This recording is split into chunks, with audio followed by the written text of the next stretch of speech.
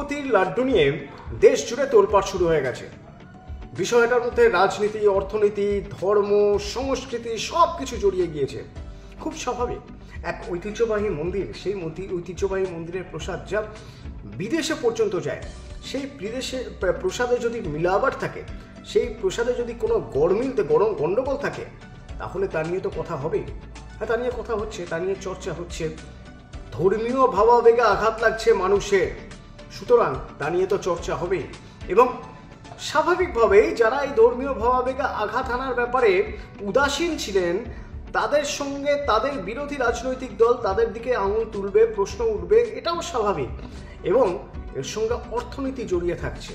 কিভাবে জড়িয়ে থাকছে না, যারা এই প্রসাদ তৈরি করতেন, যে সংস্থাকে প্রসাদ তৈরি করতে দেওয়া হয়েছিল বা এত বছর ধরে যারা করে আসছিলেন, তারা ভবিষ্যতে আর প্রসাদ তৈরি বানাতে পারবেন না।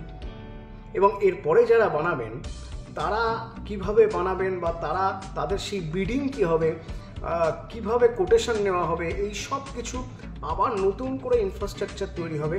হ্যাঁ, সরকার তা নিয়ে, রাজ্য সরকার তা নিয়ে ভাবছে যে আর যাতে এইরকম কোনো গরমিল কোথাও না হয়, গণ্ডগোল যাতে না হয়, সেদিকটা দেখতে হবে। তো শুধুমাত্র যে রাজ্য সরকার, এই রাজ্যের সরকার দেখছে তা নয়, দেখছে উত্তরপ্রদেশ সরকারও।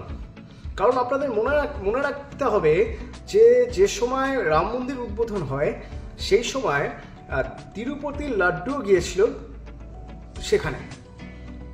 তো যে সময় লাড্ডুতে এমন কিছু রয়েছে যা ধর্মীয় ভাবাবেগে আঘাত হানতে পারে বলে অভিযোগ উঠছে, সেই সময়ের লাড্ডু যখন রাম মন্দিরে গিয়েছিল, সুতরাং রাম মন্দির কর্তৃপক্ষ যে ট্রাস্টি বোর্ড, তাদেরও এখন মাথায় হাত। তাহলে সেই লাড্ডু যা রাম মন্দিরে এসেছিল, তা খেলেও তো ধর্মীয় ভাবাবেগে আঘাত লাগতে পারে। তো এইরকম ঘটনা আটকানোর উপায় কি? কিভাবে আটকানো যাবে? তার জন্য তারা এবার সিদ্ধান্ত নিয়েছে, তারা কোনো থার্ড পার্টিকে প্রসাদ বানানোর কোনো সুযোগই দেবে না।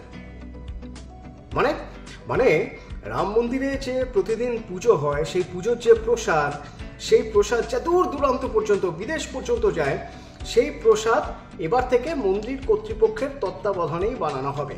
এই প্রসাদ বানানোর বরাত যে তৃতীয় কোনো সংস্থাকে, কোনো বেসরকারি সংস্থাকে দেওয়া হয়েছিল, সেই সংস্থার হাত থেকে নিয়ে নেওয়া হলো।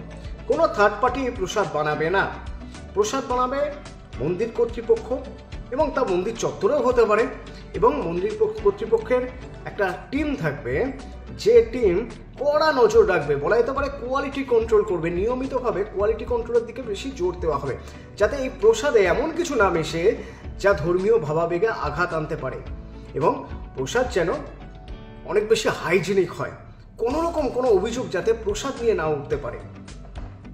কারণ প্রসাদ নিয়ে যদি কোনো অভিযোগ ওঠে, তাহলে তা সরাসরি মন্দির বা মন্দির কর্তৃপক্ষের দায় হয়ে যায়। তো তা যেন ভবিষ্যতে না হয়, সেদিকটা সুরক্ষিত করার জন্য কোনো থার্ড পার্টিকে নয়, এবার থেকে প্রসাদ মন্দির কর্তৃপক্ষ নিজেরাই দায়িত্ব নিয়ে বানাবেন। এ তো গেল অযোধ্যার রাম মন্দির। শুধু অযোধ্যাই নয়, মথুরা বা উত্তরপ্রদেশে আরও বিভিন্ন মন্দির কর্তৃপক্ষ ঠিক এরকমই সিদ্ধান্ত নিয়েছে। প্রসাদ বা প্রসাদম বা প্রসাদ এবার থেকে আর কোনো তৃতীয় সংস্থা বানাবে না। মন্দির কর্তৃপক্ষ তারা নিজেরাই বানাবে, এবং কোয়ালিটি মেনটেন করার দিকটাও তারা নিজেরাই খেয়াল রাখবে। যদি কোথাও কোনো ভুলচুক হয়ে যায়, তার দায় তারা সম্পূর্ণ নিজেরাই নেবে, অন্য কেউ এর মধ্যে থাকবে না। কোনো তৃতীয় ব্যক্তি, কোনো তৃতীয় সংস্থা এর মাঝখানে থাকবে না।